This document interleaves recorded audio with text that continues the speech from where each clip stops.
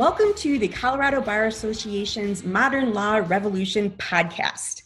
I am Erika Holmes, one of your co-hosts today and founder of Holmes Legal Solution, a modern law practice focusing on family law and attorney ethics and regulation.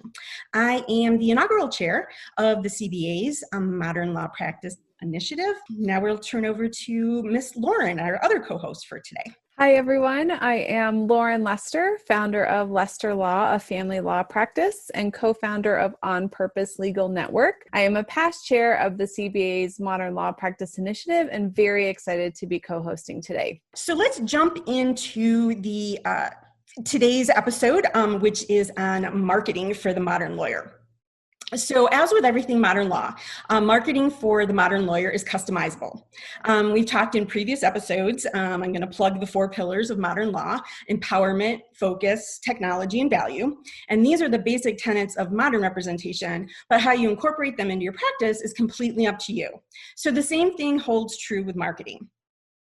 Today, our very special guest, Meranda Vieyra, is going to introduce you to some basic concepts with marketing to help you develop your marketing plan, but how you implement that plan is going to be all up to you. So as an example of this, marketing can be done in a very different way. Lauren and I, we're both practice family law, right? But we have very different interests, personalities, strengths, and comfort levels. That has gone into shaping some very different marketing strategies. So I'm going to tell you a little bit about my marketing story, which unfortunately starts off with the fact that I didn't know Miranda when I started off, which would have been really, really helpful. So I kind of had to make it up a bit as I went along. And the difficulty with family law is that you can't really target your demographic. I mean, maybe people that are, couples that are arguing when they're walking down the street, you can hand out your card. But other than that, you pretty much have to wait for people to hear your name at the right time. So my marketing strategy or philosophy, and actually I really do believe in this and promote it today, is that go with what's most natural for you, but not necessarily what's most comfortable for you. So when I was developing my marketing plan, I thought about, what comes most naturally to me. And the first thing was talking, but talking and volunteering. Those were 2 things that came very naturally to me. In those areas, I started where I was most comfortable. So for example, with talking, I just started to talk to everybody I knew. When I opened my firm, I did a launch party, obviously with people that I knew, that, I'm out there and what I was doing and how I was doing things different. And that was, a very comfortable place for me to start. And then I started to talk to people that I hadn't connected with in a long time, like going back to when I clerked at Denver District Court, reach out, have coffee with these people, again, just to get my name out there. Then I went into my uncomfortable zone, which was talking to people that I don't know. And I just started talking to everybody: bank tellers, stylists, doctors, anybody that would make an introduction. I was more than happy to tell them, what I was up to. And all of these different things actually turned into referrals. And with the stylist one, I asked this woman who I was talking with, who just hired me, and I said, can I ask you where you got my name from? And she said, she goes, Jimmy. I have no idea who Jimmy. I'm like, okay, well, Jimmy who? And she's just like, Jimmy, our stylist. I'm like, well, my stylist is Emily. Oh, no, it's Jimmy. So I'm like, okay, we'll go with Jimmy. So Jimmy, whoever you're out there, the stylist, thank you for the referral. I appreciate it. Anyway, this talking that I was doing, turning into speaking, which, believe it or not, is really uncomfortable for me to do any type of public speaking. But I started in a more comfortable zone where joining the CBA's MLPI or like-minded committees and organizations. Then I started talking on the committees, and then I started to speak with smaller groups, before she was Justice Hart, when she was Professor Hart up at CU, Lauren and I actually did a presentation to her Access to Justice class, got a referral out of that. Well, apparently law students need to get divorced too. So all of these things just turned into referrals. And then I started doing CLEs, and then the name got out there even more. And then we started a podcast. So, again, these were just things that talking came naturally to me, but not necessarily the other things that came comfortably, but they all ended up in different referrals. So, and then similarly with volunteering, when I started my firm, I didn't have a ton of time, or I didn't have a ton of clients. So with my extra time, I started doing some pro bono volunteering, Project Safeguard, MBL. These turned into, with Project Safeguard, like, a contract employment. I ended up on the referral lists. I also love to do clinics, but going outside that comfort zone, not necessarily clinics I was familiar with, like the Denver Indian Clinic. But again, like these all turned into different types of referrals. To continue on with what's natural, but not necessarily what's comfortable. So technology, not natural to me whatsoever. I think we've discussed this before on the podcast. However, I do know that there are some basics that one has to have. And Miranda, I'm sure, is going to go into this one in terms of at least having a website, contact information like on Avo or ratings and Google. And I guess because Avo's out, and again, Miranda's going to cover that. But anyway, so I knew I needed to have some basics when this doesn't come naturally to me, but the natural and comfortable still applies. So like, for example, with my website, when I first started off, it had that nice under construction banner on it for, I don't know, a good 9 months probably. Lauren, you helped me with my website. I think it was about that long, because this was not coming to me comfortably or naturally. But then I was saying something to a friend, and I was just like, I have a huge block. I can't do this. And she's like, you don't do anything else like anyone else does it. So why does your website have to be like everyone does it? Because I was getting overwhelmed with having to do blog posts and all this other kind of stuff. So I'm like, well, that's a really good point. So I just made a website that was more like me. It's really simple, but it gets the basics out there. So again, I went with, I got to what I was comfortable with. Anyway, that is my marketing kind of philosophy, strategy, and the plan and how I implemented it. But speaking of technology, Lauren, why don't you tell us your story when it comes to marketing? Sure. So like you, I relied in the beginning on what I was most comfortable with and what I knew. So coming from the web development space, that's where I started. I knew how to build a website. I knew what SEO was. I knew the importance of blogs and how to sort of make Google somewhat your friend, although they tend to change their rules quite often. And so that's where I started. I really focused on developing my website. I added a blog. I really tried to make it informational for the consumer. Everything that I try and do in terms of marketing is consumer focused and usually has them first in mind, but providing a bunch of information on the website also has the added bonus of all of those juicy keywords and Google content that they're constantly indexing. And so it very quickly allowed my website to reach up in the rankings, because unfortunately a lot of legal businesses and lawyers don't focus on that. It's not in their normal wheelhouse. So being able to come in from that angle was really helpful. So I get most of my new leads at this point through Google searches, constantly looking at what those search keywords are and tweaking the website to accommodate those. Along a similar line, social media is also something that I was comfortable with. So getting my name out there and presence. I don't get so many clients from there, but it does just sort of add to that robust online presence. And I do some speaking as well. I started, like Erika, in committees and different presentations with the bar, but that has also led to creating some video content for both the practice itself for providing clients with information, but also to potential clients and just putting videos up on YouTube. I deeply believe, and I'm sure Miranda can speak to this, that video is sort of where things are going in terms of marketing.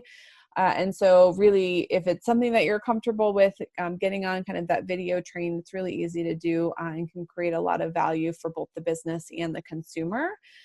And then along those same lines, and in terms of speaking, was really just creating community. I'm new to Colorado. I'm a transplant. I went to law school in Atlanta, and I'm from Florida. So when I moved here after graduating and passing the bar, I didn't know anyone. So I didn't have the blessing and luxury that Erika had of knowing all these folks to be able to tell. So I had to come up with a creative way to get my name out there in this community. So starting with local bar events and joining committees, just sort of chatting with folks. The community in Colorado is so welcoming and so friendly that it was pretty easy to do even for an introvert like myself. And so I just created that community, both in joining those different spaces and those groups, and then also creating a more national one with On Purpose Legal Network, where we do a similar thing and chat with each other and share these ideas and talk about, how we can build our practices in ways that support the lives we want to live. So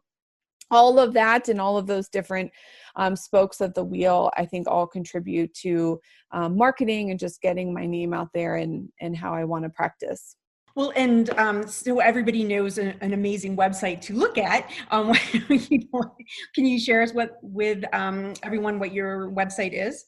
Oh, sure. It's mylifelawyer.com. And kind of going outside that comfort zone, you've added a lot of things to websites that most lawyers don't have on theirs.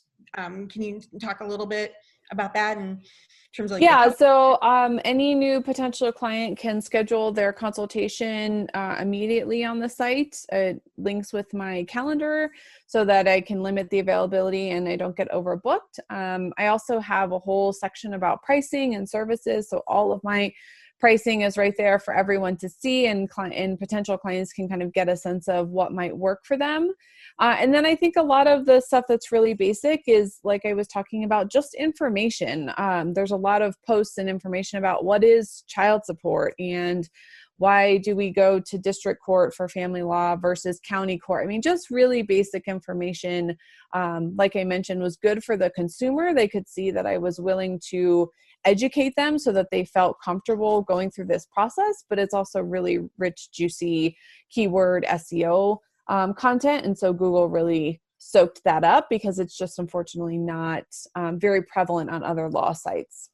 Well, I know our stories are just amazingly fascinating to everyone, but let's turn over to our speaker, which we both wish we had known when we started off.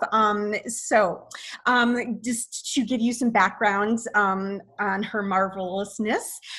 So Miranda is the owner of Denver Legal Marketing, which was founded to bring the value of 21 years of Colorado law with years of experience in high-level, high-impact legal marketing to solo practitioners and law firms. Just a few of her accomplishments, which there are a lot. She was a finalist in 2020 for Outstanding Women in Business with the Denver Business Journal, and receiving the 2020 Outstanding Corporate Commitment Award from the Colorado Hispanic Bar Association.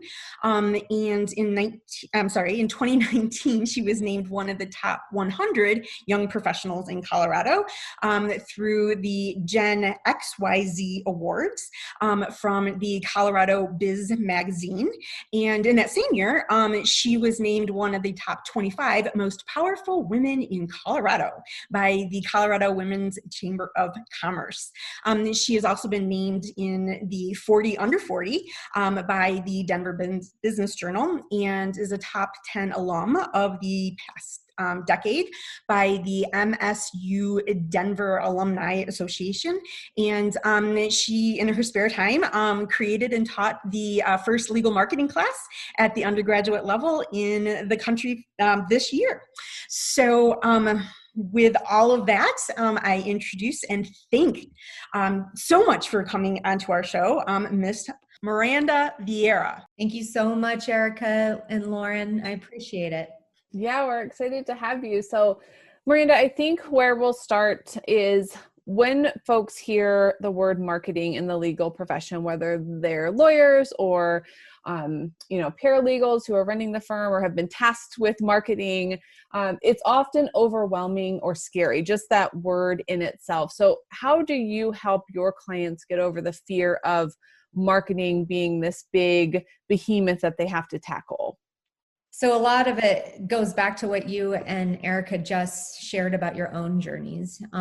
You do have to kind of make space where you feel comfortable. I think that marketing doesn't really have to be a scary thing. I think with my clients, kind of reverse engineering their goals is one of the things that I help them with initially, of just what type of law firm do you want, clients do you want to serve, problems do you want to take care of, maybe it's a lifestyle balance. I think having a plan and then having accountability to stick to it is really one of the biggest ways that I help to demystify what marketing looks like for lawyers. I also think that and I come into this with solo practitioners quite a bit. I think just having a person on your side, on your team to run ideas by, where it's a safe place. Marketing's pretty vulnerable because you're talking about, what you want in the future. And you definitely don't want to be laughed at or shunned or anything like that. And so just being able to have a safe person to run ideas by actually gives a lot of people, I guess, enjoyment, energy. Those are probably good words for that. I think the final area that I help them kind of remove the fear from marketing through is really just focusing on the benefits. So, it's the same thing. And I tell my clients this, if you and I went to the gym every single week for 4 hours a week, 1 year from now, we would look a lot different. And it is no different than flexing your marketing muscles. It's, if you commit to it and you work at it, you're going to have that six pack. That's what we all want, a six pack of marketing. I love it. So in terms of marketing, I think the word branding gets thrown around a lot. And for a lot of folks, it may feel like that's something that Coca-Cola or Google have to deal with, right? They have a brand. But in what you were just saying, sort of thinking about goals and reverse engineering and where do you want to get to, would you say that law firms have a brand and whether they know it or not? And how do they think about what branding is for themselves? Yeah, I think that is kind of a myth, that small law firms don't need a brand or don't need to spend any time when it comes to branding themselves. And I think that's a huge mistake. I think branding for law firms will look different than it does for Coca-Cola or Starbucks or something like that, clearly. For everyone listening, for any lawyer, regardless if you work for yourself or you work for somebody else, your personal brand is basically a blend of your skills, your experience, and also your personality. So these are kind of the three areas that feed into each other. And once all of this is talking, it should really support your mission. So why are you doing all this stuff? Is it because you just, love helping families in transition? Do you love helping people out of debt? Maybe you're a bankruptcy lawyer. I mean, you really want your brand to support your mission. I think that a small law firm can come at branding pretty easily. I love it because it's in their control. Once they kind of figure out succinctly who they are and who they want to be, which is all branding is, what they want to be known for, what their values are, things like that, it actually helps to kind of guide you through the next steps. So it pretty clearly tells you who your target audience should be, for instance. It also informs your assets, like, what should your logo look like? What should be on your business cards? What's on your website? All of that is made a lot easier when you actually know who you are and who you want to be, where you're going. So to me, it's a no-brainer, but I do have to have this conversation a lot. So I'm glad you're bringing it up. Do you have to be creative when it comes to branding? Like, if the lawyer, I mean, that just might not be their forte. It might not be coming, naturally to them to be creative when it comes to a brand. Do you have to have a creative mind to even start this? I don't think so. I think, the majority of the audience will be entrepreneurial and kind of thinking outside the box anyway. So my guess is this is already squarely within your skill set. You just don't realize it. You can even start differently from it. Rather than what do you want to be? How about what you don't want to be? You know, if you don't want to be working 80 hours a week, you don't want to be billing in a certain way, things like that. All of these things just really guide you toward succinctly being able to tell people what you're about. And that's basically what it is. I think one of my favorite quotes on branding comes from the founder of Amazon. And he says, you know, your personal brand is what people say about you when you're not in the room. And that is so true. What do they say? Do they know what type of lawyer you are? Do they know, you know, maybe you have, you know, distinct aspects about your practice, distinct skills. Maybe you help in a certain way. You know, you can control all of this. And I don't think it takes a ton of creativity. What I think it takes is a little bit of soul searching and kind of quiet time to just map out what kind of business, what kind of lawyer, you know, what kind of professional do you want to be? Well, besides creativity, does it take a lot of money to do all this? It depends. So it's certainly a DIY thing. It's probably part, and it should be part of your initial business plan. If you intend to have your own business, you should have all of this written down. You know, and hopefully it's in some sort of usable format where you can actually put it on your website, where it, you know, you have your mission statement or kind of what guides your law firm, your values on your website. And I don't think that doesn't take a ton of money. What it really takes is time. I think that this is something that if you just feel stuck, because I think a lot of people do get stuck on this stuff. And I feel like a lot of my clients almost get too far into their head. They just think too much about it, if that makes sense, where, you know, some of these things could be really easy, but they have overcomplicated it so much that it ends up being really helpful to take it to a third party like me and say, what do you think about this? So yeah, it doesn't have to take a ton of money. I don't cost a ton of money, you know, but there certainly are lots of consultants that, you know, will do it all for you. And beyond overthinking it, which I think lawyers, we probably all do, that's probably a common pitfall of all of us. Are there others that you see folks run into, just sort of a common pitfall that, you know, lawyers think they have to spend $10,000 on marketing, or they overthink it, or they think that it needs to look just like the other personal injury lawyers? What are some common things you find that folks are trying to do that you sort of steer them in a different direction?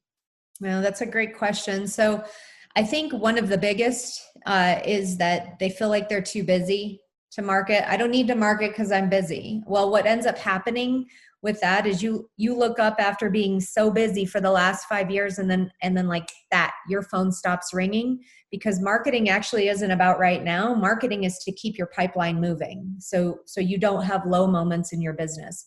So I think that's number one, is that they feel like they don't need to market. You know, number two would be that they say they hate marketing, which I feel like I get, you know, but I really do think that if you feel like you hate marketing, you might be looking at it the wrong way. You have to build your business, whether you work for somebody else or you work for yourself. No one is going to keep you fat and fed. So you either do it, or you hire somebody to do it for you, I believe those to be kind of the two solutions to that problem. And then finally, I think what I come across a lot is that people kind of get stuck in their ways. So I think that actually goes back to what you were saying of what you feel comfortable with. But what ends up happening is that if you don't try something new, the world moves on without you. So like you were talking about video. Video makes a ton of people really squeamish, you know, just to be recorded, for it to be possibly transcribed or played back or something. I mean, there are so many nerves associated with being on live camera, but you're right. That is how people are consuming legal services in business to business and business to consumer practice areas. So you are either on board with it or you're left behind. And I think you can find a place where you're comfortable, even with new technology, new photos, new websites, all these things. You can find your comfort level in new ways. Besides video, do you see any other trends coming down the pipe that, in the next 1 to 2 years is kind of where marketing is going or the tech is going that we should be looking out for? Yeah, absolutely. I think it was going this way anyway, but I think that the COVID situation that we're all facing this year has really forced a lot of lawyers who are used to being out in the community, shaking hands, kissing babies, having coffee with everybody. All of that looks differently right now. And so we are having to find creative ways to stay top of mind and, just kind of present, I guess, in our referral networks, also in, our clients kind of spheres. So to me, social media makes this super easy for everyone. So I'm seeing a big spike in interest from lawyers that previously wouldn't have dared. That was just not something they're interested in. They don't want to engage in that, but now they're understanding that we have to find different ways right now. So social media, video, I think those are probably the two biggest ones at the moment, along with making sure that your law firm has some sort of community commitment. People are consuming in a way different way right now. If you think about Tom's shoes, it's just a pair of shoes, but they match 1-to-1 with a family in need.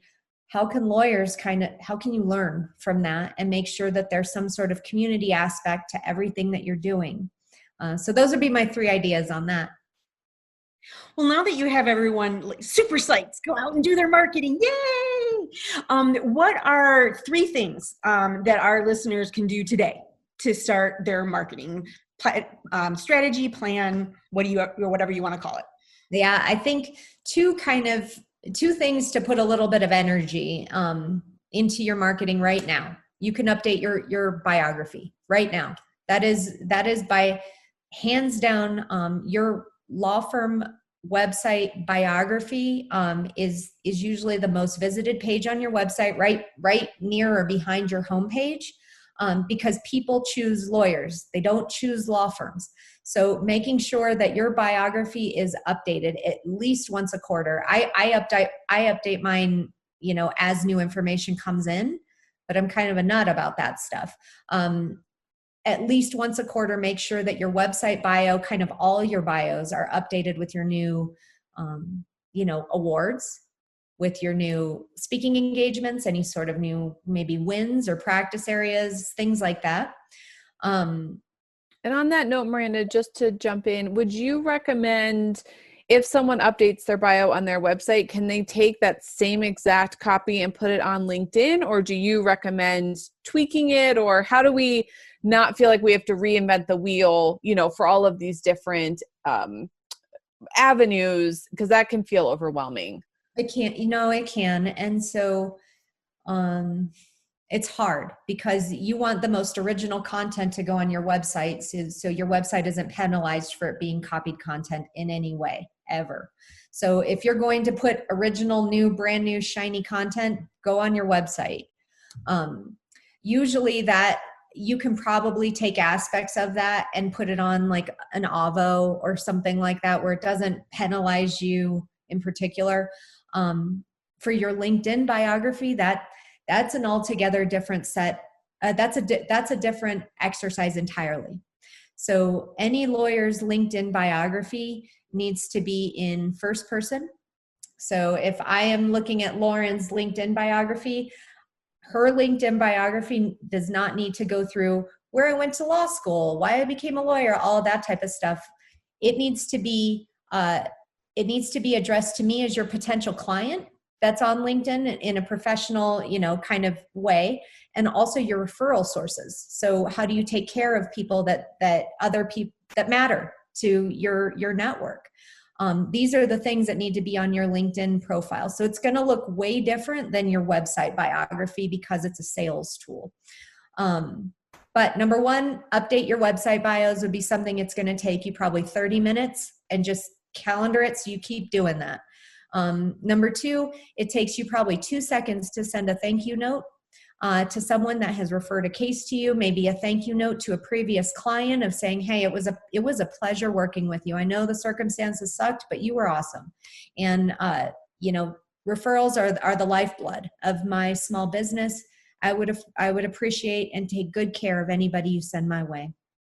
And probably the third thing that you could do, and this is going to take a little bit more time, maybe an hour or so, is to write a long form article on LinkedIn. And the reason I say that, and I keep kind of banging the LinkedIn drum, is because 90% of the lawyers in our country have LinkedIn profiles. That is one of the easiest ways to get referrals to your practice. And when you write a long form article on LinkedIn, it goes out way beyond the people you're connected with. It's keyword searchable. It's just, one more Google search on you and how you do things better or differently.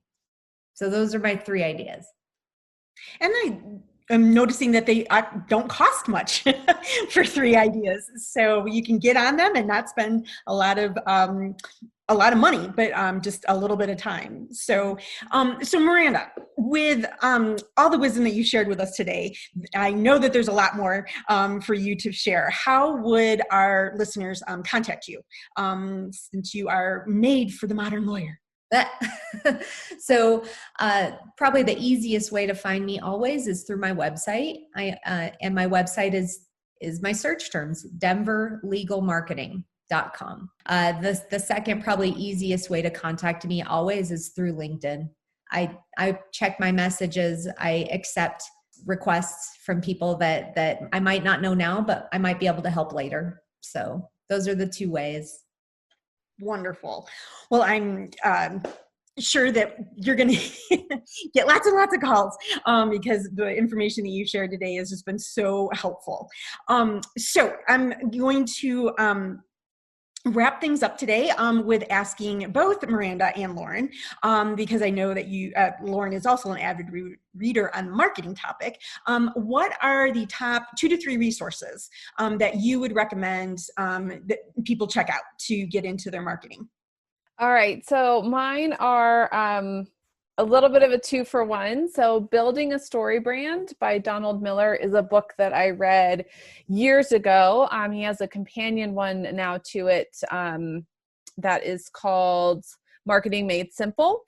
And he offers really practical, like almost by the to-do list advice for how to create a marketing vision, like Miranda was talking about, figure out what your goals are, how you want to be known, and then how to implement and write that in on your website or on any other marketing collateral. So there's both the book, which is Building a Story Brand, and then he has a phenomenal podcast that's by the same name, where he takes little bits and pieces of marketing in general and talks to folks who have their own small businesses and how are they implementing them. And it's just really great wealth of ideas and just really simple tactical knowledge. So I love his approach.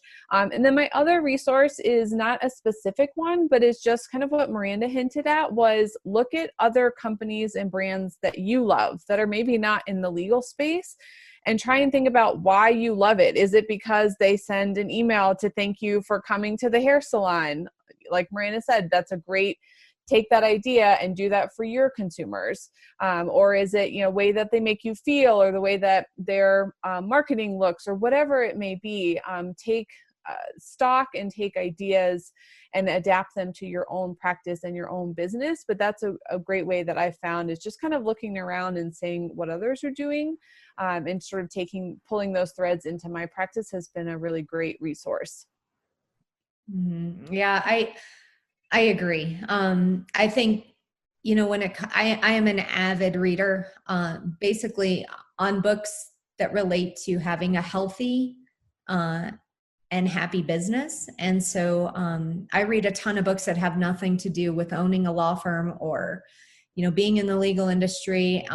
But they have a huge impact on the type of business that you create. I think a lot of lawyers forget this is a business, and there's a lot of information out there to help you be a good business owner. So my kind of 2 resources on that, my 2 favorite books. Number 1 is The Blue Ocean Strategy, which, in a 5-word, or so summary, is just look for where the sharks are not. So develop a niche, kind of figure out where the water's clearer, where there's less competition, and then go there. The second one would be the Checklist Manifesto. This was written by Atul Gawande. He is a heart surgeon. And so, again, nothing to do with lawyers and nothing to do with really anything related to law. But what he talks about is that even people at his level make mistakes. And being able to have a checklist, because everyone forgets things, and just being able to have a system and a checklist for pretty much everything, make sure that you don't drop the ball, even when you're busy, even when you've got other things going on. And I believe in checklists. I believe in making systems and processes. So those are my two kind of ideas off the top of my head. Those are awesome. I now have 2 new books for my ever-growing reading list. Those are great. Thanks, Miranda. Yeah, no, you should I listen to all my books, and they're fast. They're so fast. You'll like them. That's awesome. Yeah. Well, checklists for lawyers, I think that you just got a big fan base right there, Miranda, since they seem to go hand in hand. So thank you so much for joining us today and giving everyone some good things to think about and also some practical things that they can do right away. It's just been a pleasure talking and learning from you today. Oh, thank you so much. I should mention, I actually have all of those resources on my website. I probably should have mentioned that, a whole list of things of books that lawyers can use to become better as business owners, not just in marketing, but just in general. But thank you so much, Erika, and thank you so much, Lauren. I appreciate it. Well, we appreciate you. And I'm going to end this with a recommendation myself for a resource, which is the How to Start a Revolution helpline. If you have any questions for our presenters or topics that you'd like to be covered in the podcast, just give us a call at the Revolution Hotline and leave us a message. We will actually play your question on the next podcast, so you get your 15 seconds of fame, and provide you with an answer. So make sure to leave your name, the name of your firm or organization, so everyone will know who their fellow revolutionaries are. The phone number is 303-824-5399. And once again, that's 303-824-5399. It is also posted on the CBA's MLPI community page. So welcome to the revolution. You've got questions, we've got answers. So that's it for this episode. The MLPI thanks you for joining us and joining the revolution.